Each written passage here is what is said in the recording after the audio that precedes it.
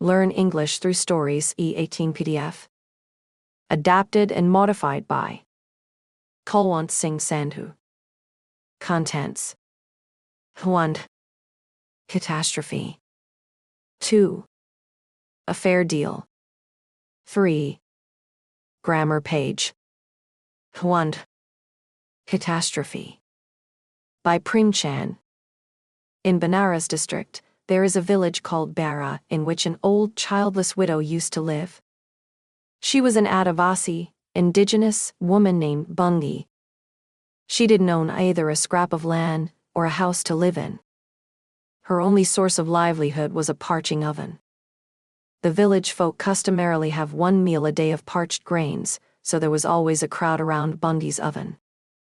Whatever grain she would get for parching, she would grind or fry it and eat. She slept in a corner of the same little shack that sheltered the oven. As soon as it was light, she'd get up and go out to gather dry leaves from all around to make her fire. She would stack the leaves right next to the oven, and after 12, light the fire. But on the days when she had to parch grain for Pandit Udaban Pandi, the owner of the village, she went to bed hungry. She was obliged to work without pay for Pandit Udaban Pandi. She also had to fetch water for his house.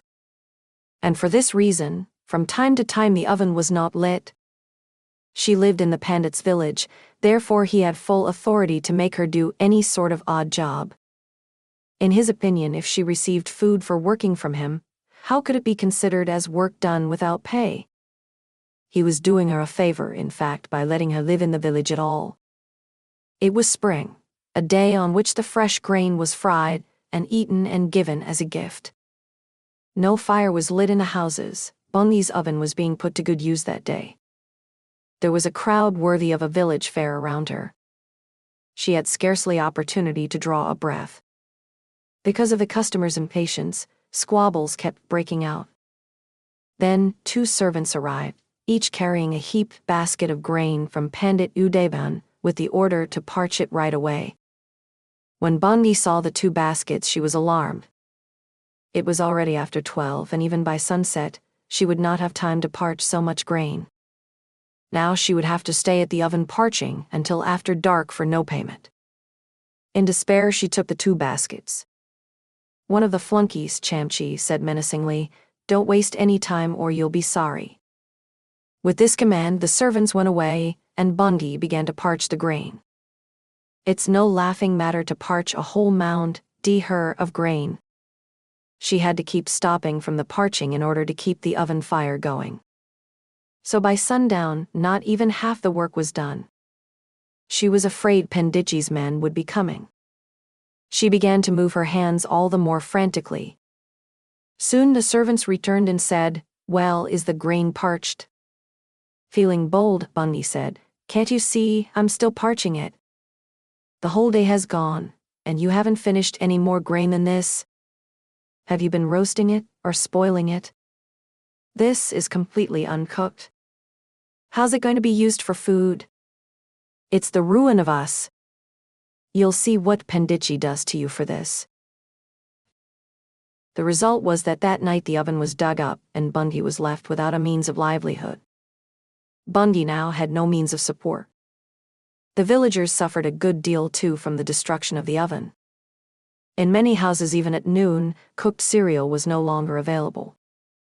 People went to Panditji and asked him to give the order for the old woman's oven to be rebuilt and the fire once more lighted, but he paid no attention to them. He could not suffer a loss of face. A few people who wished her well urged her to move to another village. But her heart would not accept this suggestion. She had spent her 50 miserable years in this village, and she loved every leaf on every tree. Here she had known the sorrows and pleasures of life. She could not give it up now in the last days. The very idea of moving distressed her. Sorrow in this village was preferable to happiness in another. A month went by. Very early one morning, Pandit Udaban, taking his little band of servants with him, went out to collect his rents. Now when he looked toward the old woman's oven, he fell into a violent rage. It was being made again. Bungi was energetically rebuilding it with balls of clay. Most likely she'd spent the night at this work and wanted to finish it before the sun was high. She knew that she was going against the pandit's wishes, but she hoped that he had forgotten his anger by then. But alas, the poor creature had grown old without growing wise. Suddenly Panditji shouted, "By whose order?" Bewildered, Bungi saw that he was standing before her. He demanded once again, "By whose order are you building it?" In a flight she said, "Everybody said I should build it, and so I'm building it.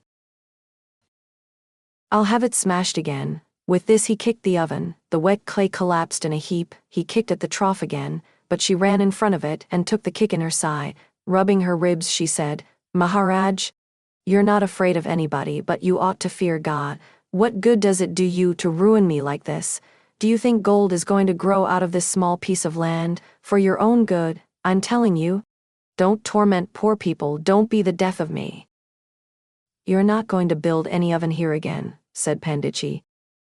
"If don't make it, how am I going to be able to eat?" said the poor woman.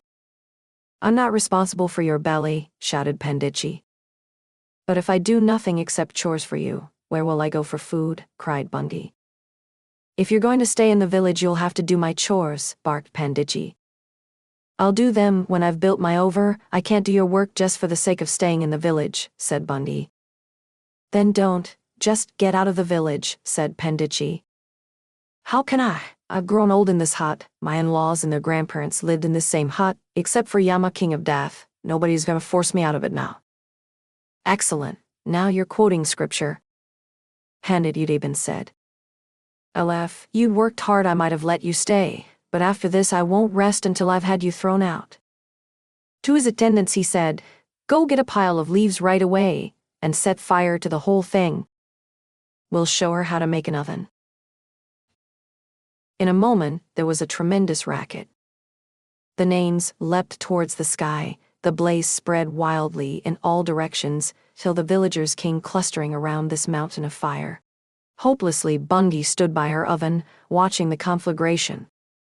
Suddenly, with a violent dash, she hurled herself into the names. They came running from everywhere, but no one had the courage to go into the mouth of the blaze.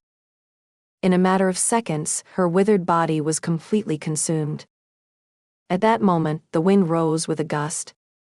The liberated flames began to race toward the east.